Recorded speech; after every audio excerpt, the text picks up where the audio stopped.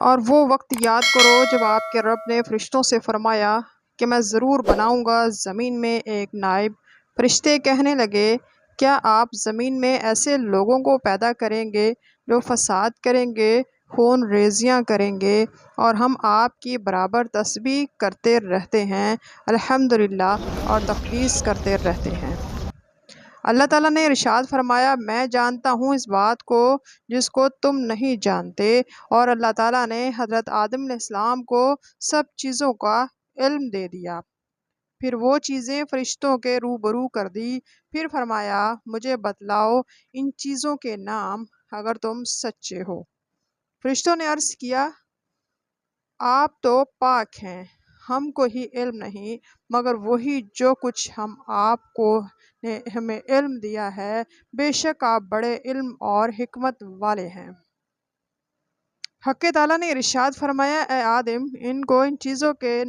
اسما بتلا دو۔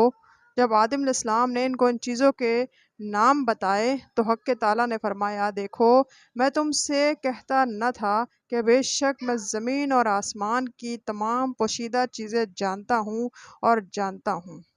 اور جس بات کو تم ظاہر کر دیتے ہو، جس بات کو دل میں رکھتے ہو۔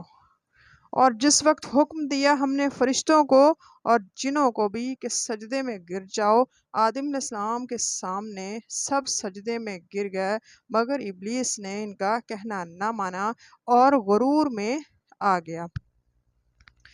اور ہو گیا وہ کافروں میں سے۔ اور ہم نے حکم دیا، اے آدم، تمہاری بیوی بہشت میں رہا کرو، کھاؤ دونوں اس میں سے بافراغت، جس جگہ سے چاہو، نزدیک نہ جائیو اس درخت کے، ورنہ تم بھی انہی میں شمار ہو جاؤ گے جو اپنا نقصان کر بیٹھتے ہیں۔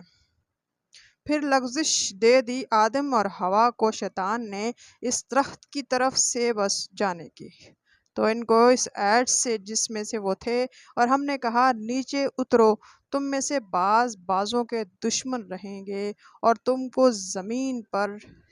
چندے ٹھہرنا اور ایک میعاد معین تک کام چلانا ہے۔ صدق اللہ العظیم۔ ویڈیو اچھی لگے اس کو لائک کرے، چینل کو